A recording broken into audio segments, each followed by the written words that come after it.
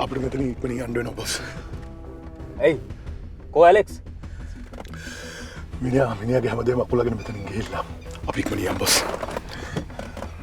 දැන් මෙච්චර වෙලා අපි මෙතන හිටියයි කියලා ප්‍රශ්නයක් ඇති වුණේ නැහනේ. ඇයි දැන් ඇලෙක්ස් නැහැ කියලා අපි කලබල වෙන්නේ? බොස් ඇලෙක්ස් කියන්නේ කයිරා ටිකේ. ඒක මෙතනින් ගියේ මොනවා හරි උගලක් අටවලාද කියලා කවුද දන්නේ? අපි ඉක්මනින් මෙතනින් යමුකෝ.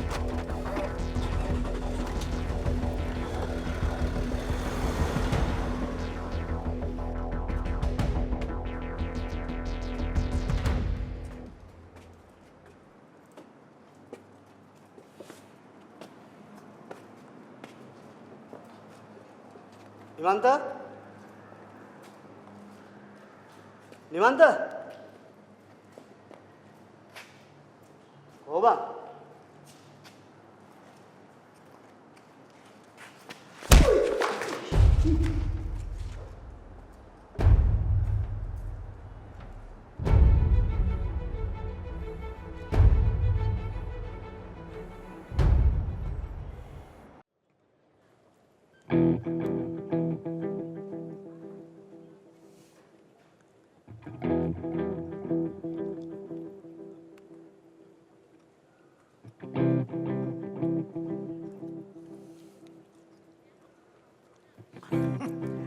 Lionel,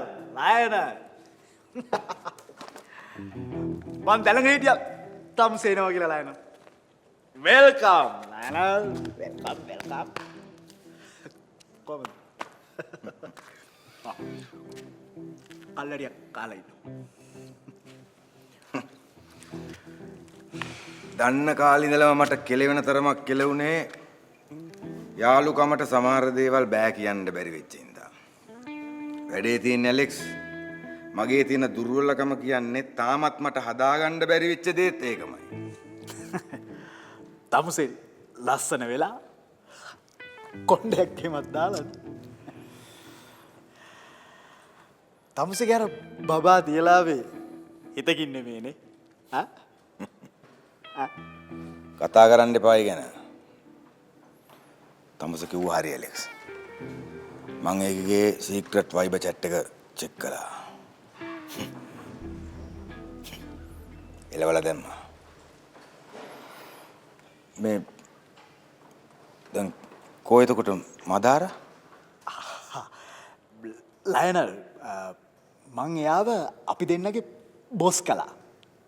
ඒක ලේසි ලයනල්. එතකොට එයා වැඩ ටික හරියට කරනවනේ. නේ? දැන් මට මොනවද කරන්න තියෙන්නේ? Relax Lionel relax. තමුසේ ඉස්සර වගේම කලබල වෙනවනේ. ඈ? අපි මොනවා හරි බීලා නිදහසේ කතා කරමු. මුලින්ම තමුසේ ගිහිල්ලා ඇතුම් බෑග් එක අරගෙන එනවා. හැබැයි මේ ඩැනියල් බොස් වගේ සුව පහසුකම් දෙන්න නම් මට විදිහක් නෑ ලයනල්. හැබැයි මේ වැඩේ ඉවරනකම් නිදහසේ වැටලා ඉන්න පුළුවන්. ඔයා මොනවාද ඇලෙක්ස්? මං ඇලෙත් බහැලා තියෙනවා, වෙලෙත් බහැලා තියෙනවා, දොලෙත් බහැලා තියෙනවා. ඒ වගේම පූල් එකෙත් බහැලා තියෙනවා. ඒකනේ. Shall we drink something? Hard or soft? මම දන්නවා තමුසේ hard කියයි කියලා. ඔමේ.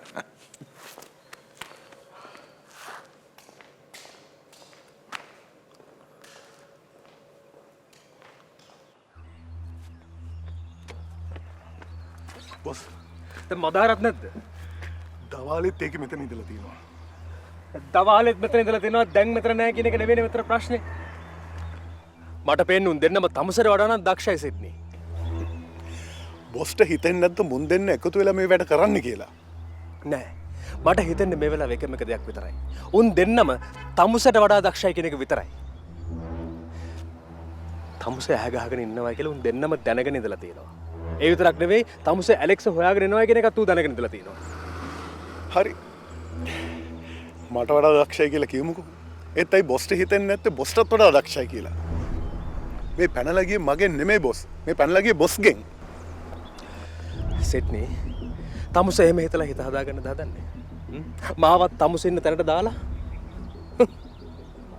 මේ වැඩේ කරෙන්න ඕනේ තමුසර ඕන විදිහට කියන එක අපි මුලින්ම කතා කරලා තිබ්බේ. තමුසර හොඳට මතක ඇති ඒක.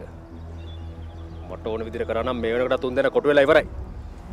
හරි හරි මට දවස් දෙකක් දෙන්න බොස්. මං උන් දෙනවා බොස් රට ගේන්න. නෑ ඕනේ නෑ. මං ගාවට ගේන්න ඕනේ. උන් දෙන්න වෙරක් කළා දානවා.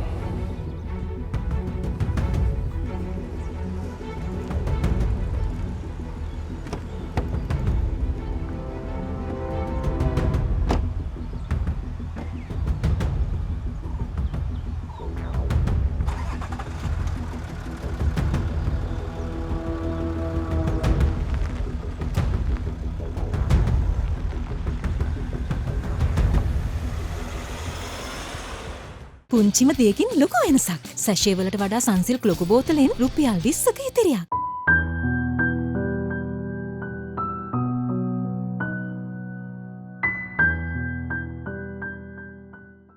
අක්කේ අලුත් යාළුවා නව ලයිෆ් බොයි හෑන්ඩ් සැනිටයිසර්. හොඳම ආරක්ෂාව අතේ තියෙන ගානට. තිරාන් මම මේ හැම දෙයක්ම දැනගෙන ඉවරයි. තව දුරටත් උඹ මගෙන් මේව හැංගුවොත් උඹට වෙන්නේ මගේ පන්සින් බෑග් එක වෙන්නේ. ඒ නිසා මට දැනගන්න ඕනේ මේ දේවල් උනේ කොහොමද කියලා විතරයි. මම මොකොත් දන්නේ නෑ බං. මං දන්නේ අංකල් මට කියන්න කිව්ව ටික විතරයි. නිරාශයි මායි කාර් එක ඇතුළේ ඉඳලා අහුවෙන්න කලින් දවසේ රෑ මං ඒ පාටි එකට ආවද? නිමන්ත ඔබ කැමති නැද්ද මං ජීවත් වෙනවට? උඹ මට මේ දේවල් කිව්වොත් උඹ මරනවා කිව්වේ කවුද?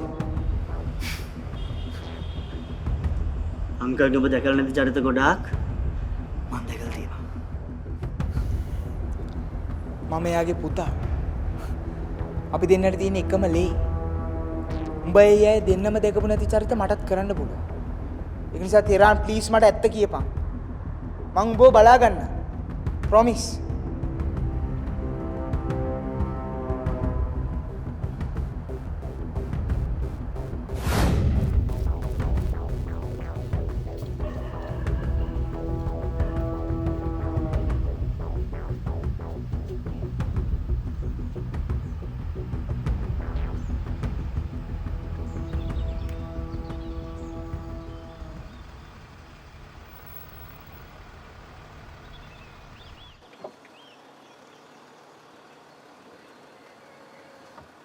කොහමද පුතා?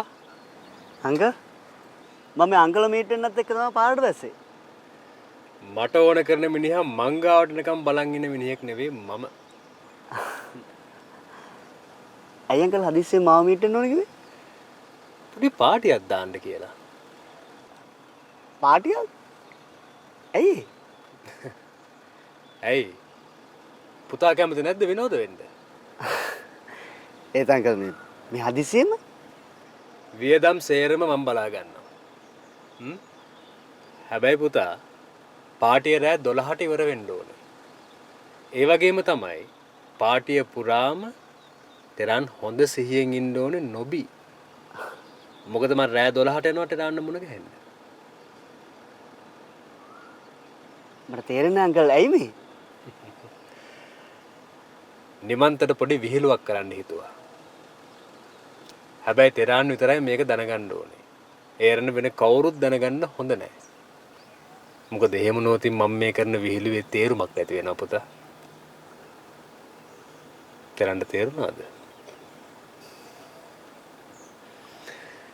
නගින්නකෝ.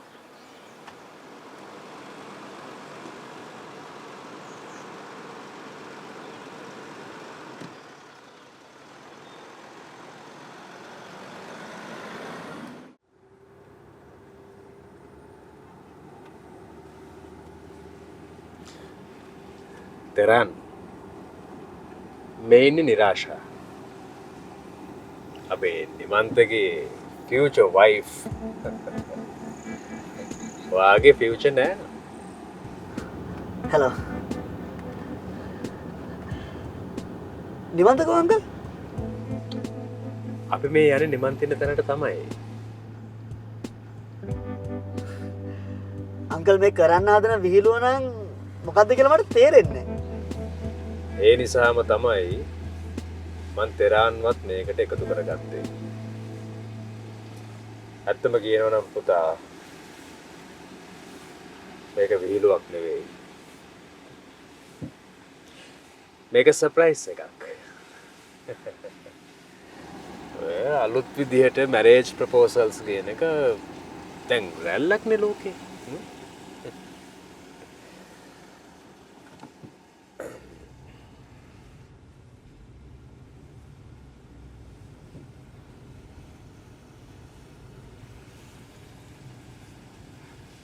Hello. ඔව්. කායක නවත්තන්න ගඟ ළඟින්ම. නිරාශ ගඟ පැත්තට වෙන්න වාඩි වෙන විදිහට.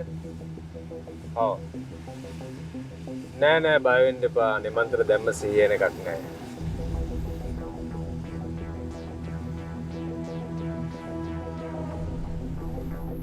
තෙරන්. ඔයා මේ සිද්ධ වෙන දේවල් හොඳට බලන් ඉන්න ඕනේ. හොඳට මතක තියාගන්න. නිමන්ත නිරාශත් එක්ක ඔයාගේ පාටියට ගිහිල්ලා ආපහු යන ගමන් තමයි මේ ගඟ ළඟ නතර වෙන්නේ. ඕකේ? හෙට උදේට තමයි අපිට ඒ දෙන්නව ගඟ ගාවදී හම්බෙන්නේ. තේරුණා නේද?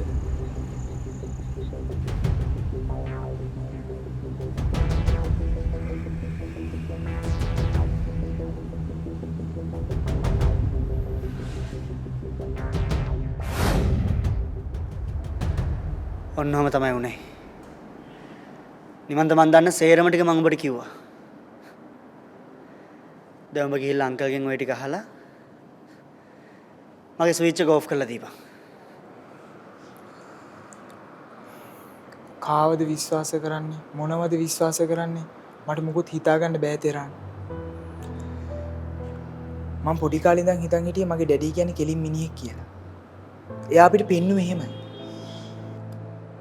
බලන් ගියාම මගේ ඩැඩි හින බයිගුල්ලි. එයාට තිබ්බ මාත් එක්ක කෙලින් කතා කරා.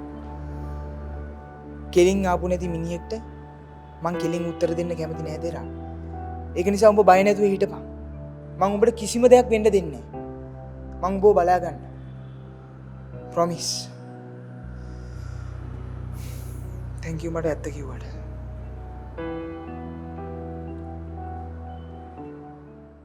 විටමින් E සපිරි සැහැල්ලු සංයෝගය සමතුලට ඉක්මනින් උරාගනී. Pond's Light Moisturizer. හැම රීසන් එකටම හරි.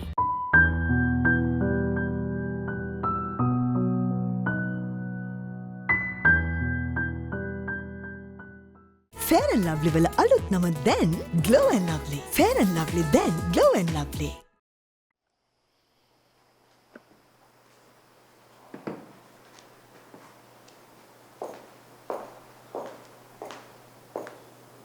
නිමන්ත තාම ආවේ නැහැ නේද? නෑ අපච්චි. එයා කොහෙද ගියේ කියලා දන්නවද? බොක්සින් ප්‍රැක්ටිස් ගියා.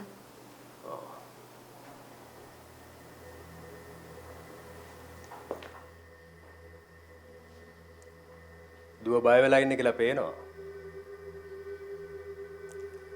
කල් තියා බය වෙන එක හොඳයි.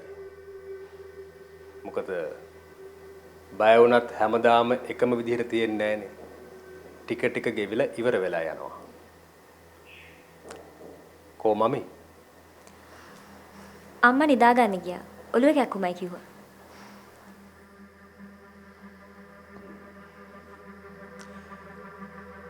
ලෙඩ රෝග වෛරස් වගේම දුක සතුට දැනුම වගේ දේවලුත් කෙනෙක්ගෙන් තව කෙනෙක්ට බොහොම පහසුවෙන් බෝ වෙන්න පුළුවන්. ඒ නිසා බය වෙන්න එපා.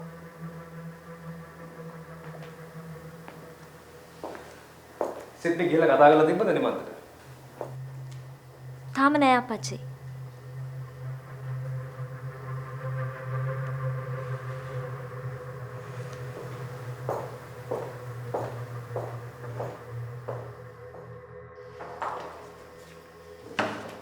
මම්මගේ සෙරමොනි කියෝ.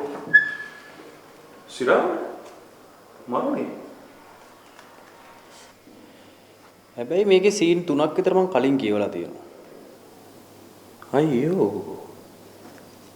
really ඒ කොහෙන්ද කොහොමද මේ වගේ ස්ක්‍රිප්ට් එකක් තමයි ඩැනියල් අපිට දුන්නේ ලයනල්ලා මදාර්ලා හැමෝම වැඩ කරේ මේ වගේ එක ඊට වැඩ කරන්න වෙලා තිබ්බේ මේ වගේ ස්ක්‍රිප්ට් එක ගන්නව තමයි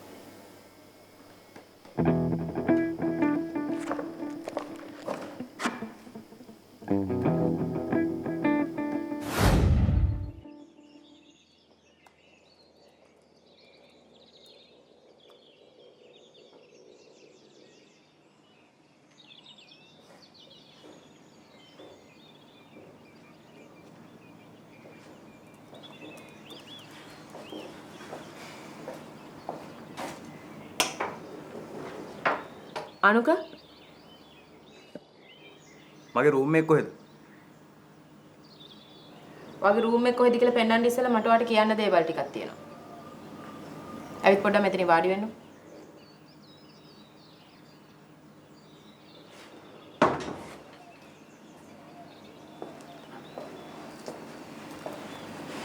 ඇයි මේ ගෙදර නවතින්න කලින් පිළිපදින්න ඕන නීති රීති මාලාවක් තියෙනවද? නෑ නෑ එහෙම නීති රීති මාලාවක් නෑ. තමසට ඕන විදිහකට ඉන්නවා. හැබැයි මායි තමසේ හස්බන්ඩ් ඇන්ඩ් වයිෆ් විදිහට ඇක්ට් කරද්දී මතක තියාගන්න ඕන දේවල් ටිකක් තියෙනවා. බොස් එහෙම දෙයක් මගේ එළියම ලියලා තිබ්බේ නෑනේ. එහෙනම් මේක බලා ගන්නකො.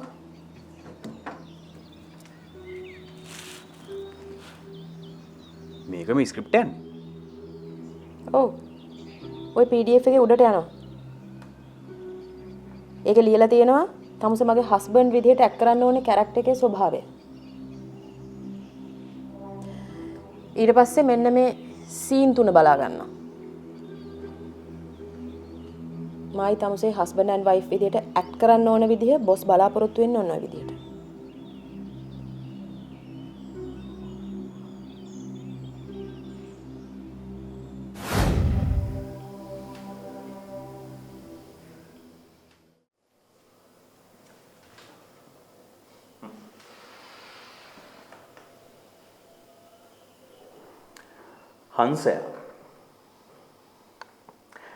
හංසයා දියෙන් කිරි වෙන් කරගන්නවා වගේ අපිත් තෝරලා බේරලා අපේ ගොඩ වෙන් කරගන්න ඕන. කොටින්ම කියනවා නම් ඩැනියල්ගේ ලේ ගෑවිච්ච එකෙක්වත් අපේ ගොඩේ නෙවෙයි යනකො. ඒ කියන්නේ නිමන්තත් අපේ ගොඩේ නෙමෙයිද? අයියෝ අනේ බං පොඩි එකෙක් වගේනේ බං කතා කරන්නේ. හරි ඔබ නිකමට හරි කල්පනා කරලා තියෙනවද මේ ලෝකේ සර්නේම් කියලා එකක් තියන්නේ නැහැ කියලා? නෑ. මචං සර්නේම් එකකින් අපිට මිනිහෙක්ගේ ලේවල මුල පෙන්නනවා. ලේට ලේ කවදා හරි එකතු වෙනවා. හරි ඔබට තේරුම් ගන්න ලේසි වෙන්න ඔය ලේ කියන කෑල්ල අයින් කරලා ඒකට ජාන කියන කෑල්ල දාගන්න. එතකොට තේරෙනවා. අනුක ඩැනියල් විරුද්ධව වැඩ කරන නිමන්තගේ ලේ මේ වෙනකොට කොච්චර රැවටිලා හිටියත් ඩැනියල්ගේ ලේ හෙලවිච්ච ගමන් ඩැනියල් වෙනුවෙන් වැඩ කරන්න පටන් ගන්නවා. ඒක තමයි මල්ලි ලේ බැඳීම් වල හැටි. අපිට හිතා ගන්නවත් බැරි අමුතු විදිහට තමයි ඒව වැඩ කරන්නේ.